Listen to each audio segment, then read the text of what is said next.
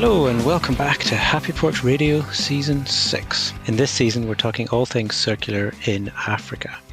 And in this episode, I'm really excited to be joined by Sarah Karamsi, who is a technology project lead at Hello Tractor. Hello Tractor's award-winning IoT platform helps farm equipment owners, dealers in banks and farmers.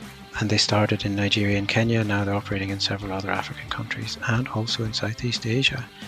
One of my favorite things about this conversation, Emily, was we get to talk a little bit about some cool tech, talk about data and IoT and the use of it in a very African-specific context. Yes, I could sense you were nerding out a little bit on all that.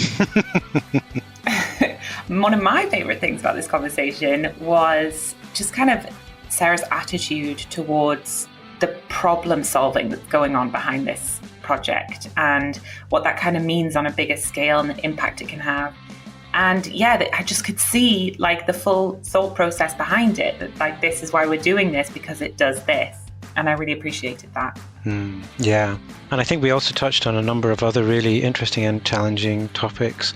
The difference between the African context and the European context, which is one of our themes. And we're trying to, as we've always said, we're trying to approach this season from a position of ignorance, basically, of like we're looking at all these amazing things that are happening across Africa and trying to learn what works and the differences between the two different contexts.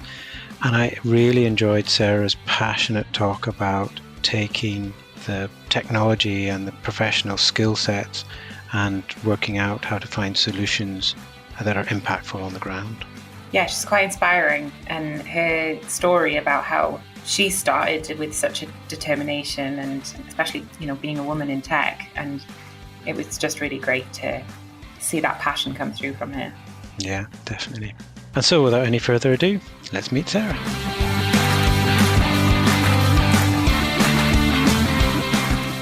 My name is Sarah, and I work for Hello Tractor as a technology project manager.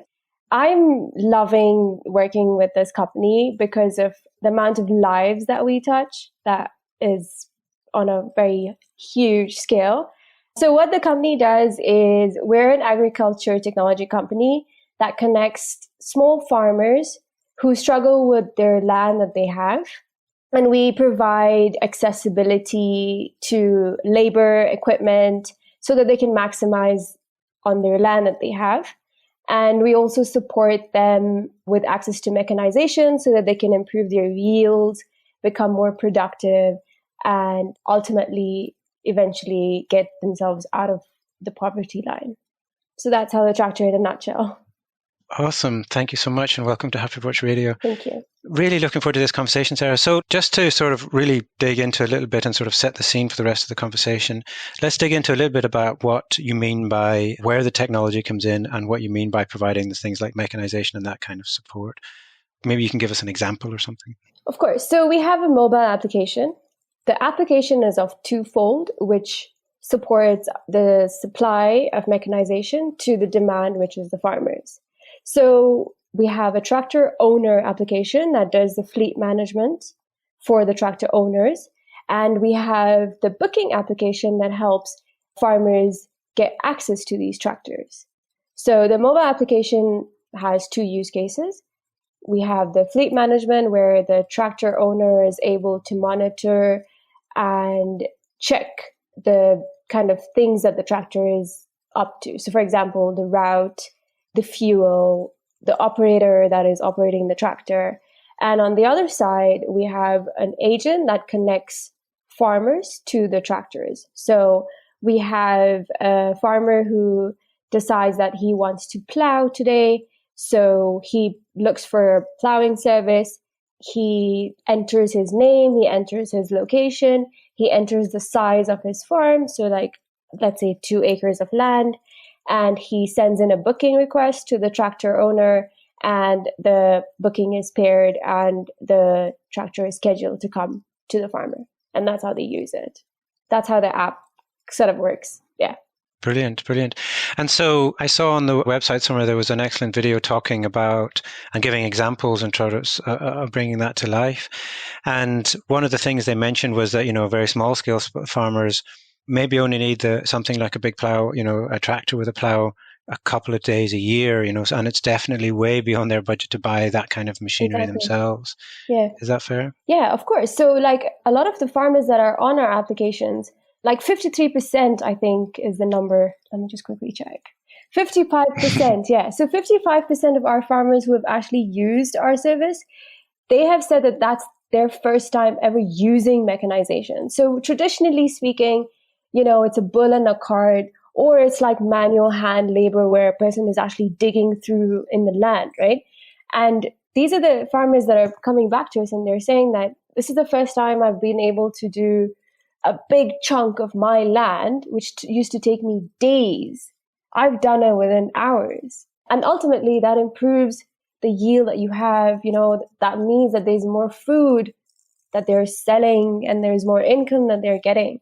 So yeah, that is a very factual statement. Most of the farmers, like a big amount of the entire population of the African continent, if you go and look, a lot of them are farmers, and a lot of them actually are, because of circumstances, because of poverty and low income households, they're forced to resort to like manual labor, digging, spending hours, using a bull and a cart. So this is why Hello Tractor exists. Mechanization and automation is creating more efficient production for these farmers. Yeah. Yeah. And Sarah, just for the listeners who might not fully grasp how a sharing application is in fact contributing to the circular economy, could you describe how the circularity element is kind of part of all this? Yeah. So if you look at the circular economy, we have the major elements in the circular economy is the business, the society, and the economy overall. So if we're to tap into our Kenyan economy, for example, and we have to look at the amount of population that live below the poverty line, I believe the number is, okay, I'm not going to throw in a number, but we have a huge amount of people who live below the poverty line. And because food is a necessity, it's food, everybody needs to eat to survive. And because of that necessity and because of the circumstances that you are living in, you need to make that income so that you can afford food to eat and to feed your family. So the role that Hello Tractor plays in a circular economy is that in terms of the business, we're providing a very efficient system to both the demand and the supply of the entire economy for agriculture. And we're doing it at a cost that is so low. So if you look into if we were to tap into IoT as a theory and as a product in the global ecosystem, IoT is quite expensive. You need huge servers that have logs of data because you need to wrangle the data. It needs to sit somewhere. It needs to be manipulated and provided to the users. And it also logs data because it's like everyday use. Your house is connected, your curtains open through a voice command. And it's a lot of moving parts to make an IoT product work. Now, if you look at what Hello Tractor is doing, we're doing it at a cost that is quite affordable, and because of that efficiency that we're creating, because of that affordability, we're not ignoring the farmers that can't afford something like that. And neither are we downscaling the quality for our tractor owners who need to manage and operate their fleet. So if we were to look in the circular economy, I believe, it's contributing towards economic growth. It's also contributing towards society and uplifting people and taking them out of poverty. Yeah. Nice. And just as a clarification, by IoT, you mean Internet of Things, right? Yes. Internet of Things, correct. I feel like half the people who listen to this podcast are just tech digi people who will totally understand that. And then it's like people like me who need a clarification. So I'm sorry. Yeah, I should have for all said those that. people out there. Cool. So what I'm kind of visualizing is that there's, these people who have the means to own these bigger pieces of machinery and not necessarily the need for them all the time. And then there's a huge proportion of people who actually can really benefit from the use of that machinery, but have absolutely no need for it more than, as Barry mentioned, once or twice a year. and have no way of gaining access to that on a permanent basis. And so Hello Tractor is kind of the bridge or the middle of the web, as it were. Yeah, absolutely. So I can tell you about a more specific features that we offer to kind of tap into the seasonal side of need for a tractor or mechanization. So for our fleet management system, we offer things like, so for a tractor owner, there are things like, I own a tractor, but somebody only uses it twice a year because of the seasons that there is higher yield versus like another season where it's dry, for example. So we offer things like route optimization. So we provide insights to tractor owners where we say, this is the season that your tractors would be fully utilized. So we have something called route optimization, which is seasonal. We also do something called clustering, where we group the farmers in an area where we make sure that if a tractor is traveling, it's not traveling to like really widely spread areas. So we cluster these bookings so that a tractor is used efficiently in that area. So there's also that side of route optimization. There's also things like fuel theft. We're in a continent, unfortunately, where there is theft of fuel. It's sold somewhere else. Again, it's because of how, if you are living in those poor circumstances, this is how the society works, right? Which is unfortunate. So yeah, we offer fuel theft. Even the person who is operating the tractor, we have their details, we have their timings, we plan tractor movements. And all of this is purely to just create more efficient use of the tractor. If you go and see, a lot of the tractors are government owned, but some are commercially owned. And you will find like tractors that are just sitting there lying, not in use. And Hello Tractor comes in and says, we want to make sure that you're gaining maximum benefit out of owning a tractor. So we are providing these insights, we're providing these areas where your tractor could be used more efficiently, and also maintenance, like fuel calibration. No matter what interests that a tractor owner might have, we try our best to like help them manage their fleet. Yeah. So going back to what you said earlier, there's a kind of a two-sided benefit. The farmer, the individual, the small-scale farmer is getting affordable access to machinery that is potentially life or business changing for him or them.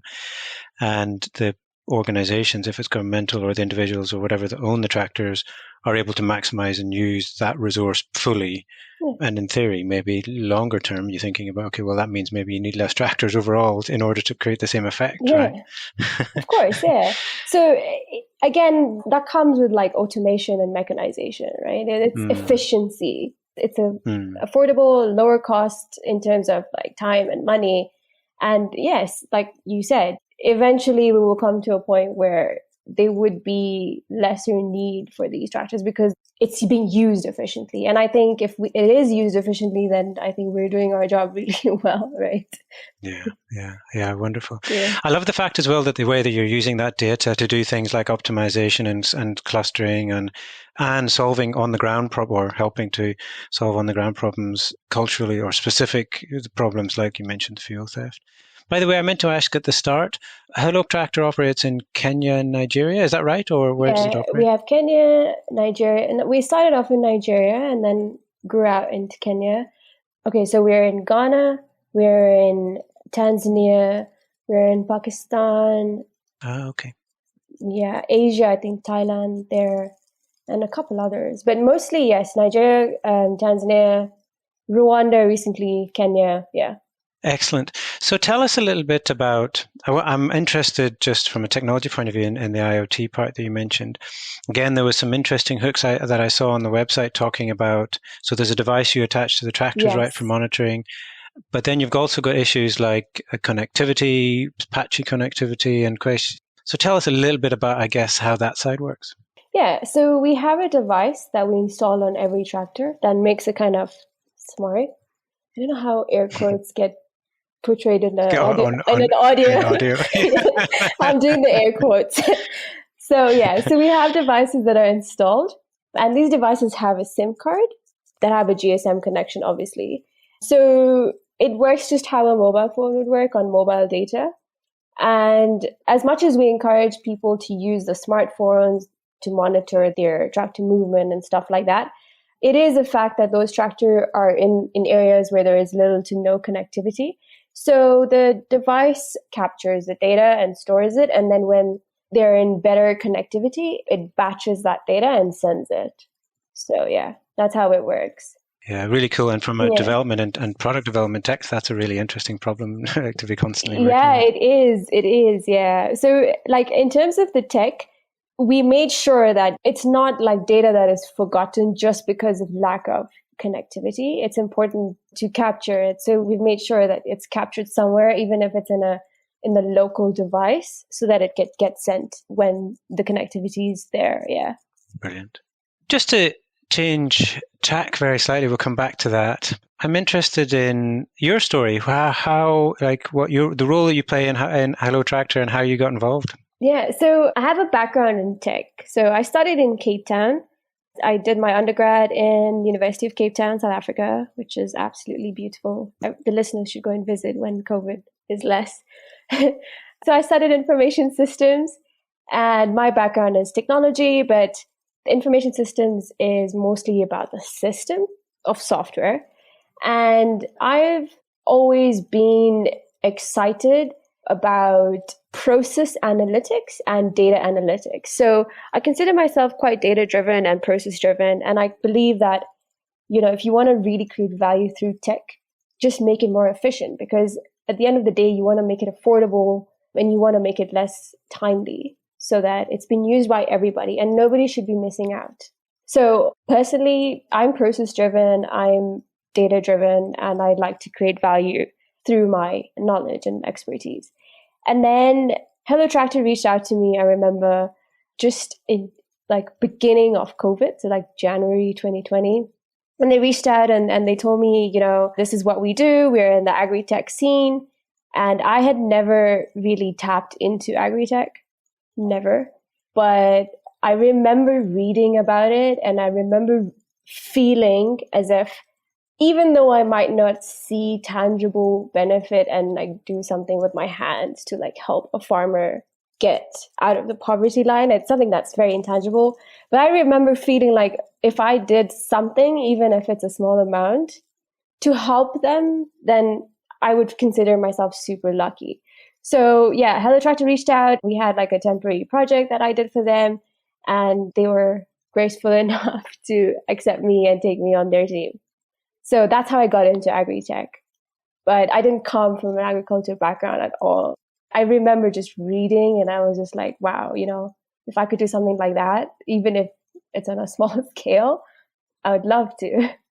Thank you for sharing your story. It's really cool to hear your kind of inspiration and passion behind it. And I love the thing you said about making sure that technology is accessible to everyone, that everyone has the opportunity to get the most out of these technologies. And I think that what I see with Hello Tractor is that thing of, okay, this is what we've got. How do we just distribute it better? How do we make the actual process of using it more efficient? Which I really like. I've seen a couple of times that Hello Tractor has been compared to it's Uber. Like the Uber for tractors, which the more I hear you talk about it, the less I kind of agree with, because it's not that, Uber has become this thing that people use when they can't be bothered to use their own car, not that they don't necessarily have a car. Uber isn't really necessarily a greener option or any of that. I think actually there was some chat about how the fact that there are so many Ubers on the road now means that there's more cars going around and that there's more emissions. I suppose my question about when it comes to Hello Tractor in that sense, with more use of a tractor, there's going to be more emissions. There's going to be something of an impact in that space. Obviously, in a sense, it's outweighed by the fact that, as you said, the social impact, the increased yields, people are being fed more efficiently. How does that kind of play into the Hello Tractor and maybe the business model or the values of the organization? So I'm glad you brought the comparison to Uber, because if you think about the Uber market, right, like you mentioned, there's a huge amount of supply of cars, right? Like if you look at the market, I can go out today and like use my car as an Uber right today, and it's so quick and easy. But that just tells me that anybody can do it, and that also tells me that there is a lot of cars out there in the market to have the potential to become Ubers and emit those gas and like things that are harmful to the society, right? But if you look at the tractor side of the market, there aren't that many. And it's not something that we have kind of like solved for as a human population to not use cars and tractors and machinery to operate and help us achieve our goals. But if you compare it to the amount of tractors that exist in a certain area versus the amount of cars, and if you pan out a little, yes, there is, a lot of emissions and a lot of we contribute to carbon footprint, but I believe it's a necessary evil, if I may, because if you look at the amount of lives we're actually affecting and helping on the agriculture side of the economy and the farmers and even the economy as a whole in terms of growth and improvement, I think, I would say it's a necessary evil. And having said that, this is where the route optimization comes in. So because you're intentional and you're surgically finding the correct season, the correct area, the correct size of the farm, you're making sure that the use of the tractor is very intentional in terms of there's nothing extra that the tractor is doing that is unnecessary. So as much as we try to optimize these routes and make sure that they're not going to other areas, which is a longer route, which is more emissions into the atmosphere, it's still going to be there. We do our best to reduce it through our route optimization. Yeah, I very much appreciate that attitude and that mindset. It's almost admitting, sure, these like fossil fuel guzzling machines are not the perfect solution, but that's what we have. And so let's use them in the most efficient way possible. Let's ensure that we are kind of approaching this purposefully and saying, okay, how do we just use the data that we have and make sure that we're thinking about this and not just consuming and using without that, as you say, the intention. I think that's such a huge part of actually what the circular economy is. Of course, yeah. Perfection isn't really the goal. It's this attitude with which we approach consumption and utilization of things that I think is so important. Yeah, I pray one day, we will get Tesla trucks, which is just run on, solar power or something. I don't know, one day. That would be cool. Yeah. I know.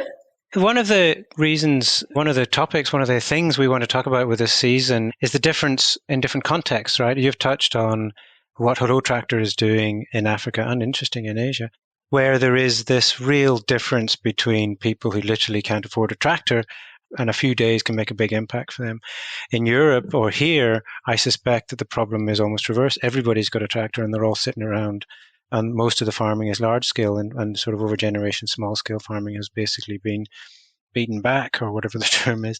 So I'm interested in, do you have any thoughts on how, I guess that's a general question about that context, like solutions for the right context. You're talking about really optimizing that with a low tractor. Yeah, I mean, we try and make sure that even if you do own a fleet, we try and make sure that it's used. So it's not just sitting there. That's an asset that is not being used. So if it's not being used, it's not being monitored. If it's not being monitored, that means there's things that you oversee. You find yourself in a position where you need to repair, because it's just lying there and not in use, right? So we try and offer the fleet management solution with the route optimization, and that tells you, yes, there is a need and there is a huge market that needs tractors. In the context of Europe, I mean, I don't know the statistics, but I would say that because it's on such a large scale, that would mean that the mechanization and the automation of, the plowing and the harrowing and the rowing is also on a larger scale. So the need, I guess, in Africa is quite different from the need in Europe because of how there is a huge amount of our population that are farmers. And in Europe, you can't say that for, a continent like Europe. You can't say that 93% of the continent is like, or the country is like farmers, right? You can't say that. For example, please do not quote my statistic. That is a wrong statistic. But I do have this statistic somewhere. Yeah. So in the context of comparing Africa to Europe, I think to answer your question, it would be Africa has the need for mechanization. It has a need for these tractors. While in Europe, even though you have so many, I don't think the need is that much because of the amount of farmers that are in Europe. Yeah. Yeah, it's a whole different problem of resource efficiency and Exactly. over-resourced rather than under-resourced. Yeah. And also, the other thing that I'm really fascinated about, it was to go back to when you were talking about, well, you have this skill set and this passion and understanding around process data and data analytics, and that you got excited about being able to take that skill, that passion and skill set, and use it in a way that helps people. That's one of the other things that I'm personally passionate about, and that I think is really an interesting for the listener to think about, like us as an industry, right? As people who work in product, in development, in data, and even in the creative side of that of the industry, that there is, I would say it's actually a responsibility, but there's an opportunity to get involved and use the skill sets and the things that we can do exactly as you're doing by finding a place where we can contribute. So I wanted to say basically awesome and great work for taking the opportunity to make that happen. Yeah, I consider myself so lucky because I remember when I was in high school, and it was in grade 8 or grade 9 or grade 8. I was so sure that I want to be in tech. Like, how in grade 8 and grade 9, you're picking your subjects, and then in A-level, you have to pick more subjects. And then in university, you're like, okay, I need to pick a degree. I was one of the only person in my class who was like, nope, it's technology for me. This is what I want. I love data and I want to be efficient. And I was so focused, like tech. And then I went to university, and I, as a female in tech, at that time it was quite gender biased, to get into tech as a female. Still is. Unfortunately, it still is, right? So I remember, like, I was the only girl in my class it was like boys in my class. I remember I was the only girl, and I was like, nope, I don't care. I'm going to pursue this. And then I remember even when I went to university, it was nice to see that side of life where there's more females, but again, still male dominant.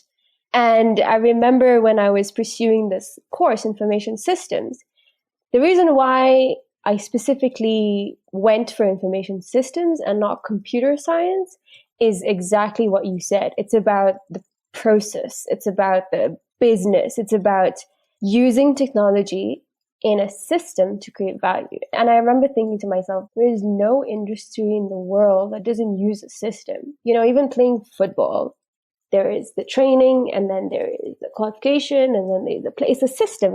There's an input, there's a process, and there's an output. So I remember feeling so passionate about my course because of that simple understanding of information systems. It's a system that can exist anywhere. It exists in the medical industry. It exists in the agriculture industry, finance industry, sport industry, food industry. Everything has a system. And that is why, if you think about how you can improve systems to create value in whatever industry, then you're lucky. Like, you're doing your job and you can be anywhere and doing it for anybody. So that's why I was stuck with tech. That's how I saw it, as a whole system. That's outstanding. Very eloquently put. Thank you. Thank you. And I'd love to keep that conversation. And there's so much, I think every episode I say this, but it's such a wonderful conversation to be having. And I feel really privileged to be able to speak to people like you. But as we start to think about winding up this conversation, unfortunately, two questions I'd like to finish with. The first one is, and the same question, but from two different ways. So from your personal point of view and from Hello Tractor point of view, what's next? What's the future? So for me, like on a very personal level, I think because I've tapped into the agriculture side of the industry, it's like, I'll go back to like talking about how food is a necessity for survival. And we live in a globe where we have global warming, so much climate change. Like if you take the example of the pandemic, people were just stocking up on food, and we're very driven with like survival instincts as a human population. And food is one of the biggest driving factors, right? And from a personal point of view, if I was to look at the future of this industry and me being in it, I believe that if we start now, because of the things that the world has thrown us, the pandemic has really opened up our eyes to the kind of things that the world can potentially, I'm not wishing bad for the world, but I'm just thinking like, if we do end up in a situation again where we're stuck and we can't get out and we don't have access to food, and there are people who are living below the poverty line who not only don't have access to food on a general day, but now because of COVID and because of circumstances, there's lockdown, you can't supply, you can't sell your product. For me, I want to be in a position where I can say, I laid down the groundwork or I contributed to something that would mitigate something like that in the next 5 or 10 years. So I want to be in a position where I can say, this global change that is going on in the next 10 years, I mitigated some of it and I helped lives in some way for the future. That's my personal answer. From a Hello Tractor point of view, it's more towards the technology. It's about having ease of accessibility of technology to a wider group of people. So we can't say right now that Hello Tractor is tapped into every person who is in need of mechanization. We can't say that because there's a whole continent out there. We're not really, as much as we're trying hard, we're traveling, we're going out and we're finding these people, we can't say for sure that we've got in touch with every person.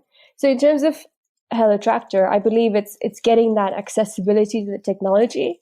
And to just drill further into that, it's to make the technology more efficient, more flexible, less friction between the tractor owners and the farmers, easy onboarding, easy understanding, especially like if you talk to like a farmer and talk to them about the potential that can come out of their 1 acre of land. It's educating them about how mechanization can help them. Because at the end of the day, it's also a population that, like I said, there's 55% of our farmers hadn't gotten a tractor service. So it's opening them up to these possibilities that makes them think, okay, me and my child and my grandchild shouldn't be a farmer for the rest of their lives, let's get them out of that. And beyond the technology, it's also for Hello Tractor's future, we want to tap into other countries, like selling devices to other countries like Asia, India, Thailand, like beyond that, again, tapping into these markets of farmers that need the mechanization. So yeah, that's from a Hello Tractor perspective. Yeah. We genuinely do need to stop the recording, unfortunately, because there's so much we could keep going on. But for those who are interested in learning more about Hello Tractor, it's hellotractor.com. Thank you, Sarah, so much. Thank you so much for this. I was really happy to be here. Thank you so much. Thank you, Sarah. It was a pleasure. Thanks for listening to this episode of Happy Porch Radio. Hope you enjoyed it. You can hear more of our episodes at happyporchradio.com. You can also get in touch with us there. Let us know what you think. Let us know if you have any ideas or if you want to talk to us about something. We'd also love it if you can share these podcasts, review, rate, tell your pals, tell your neighbours, tell everyone. Tell your dog. Tell your dog. Listen along with the whole family.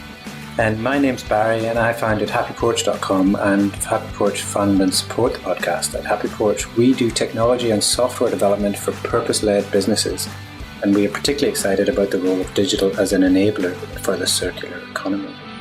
So if you're working on solutions to the big problems we face today, problems like climate change and biodiversity loss and global inequality, then let's connect. Visit happyporch.com and get in touch.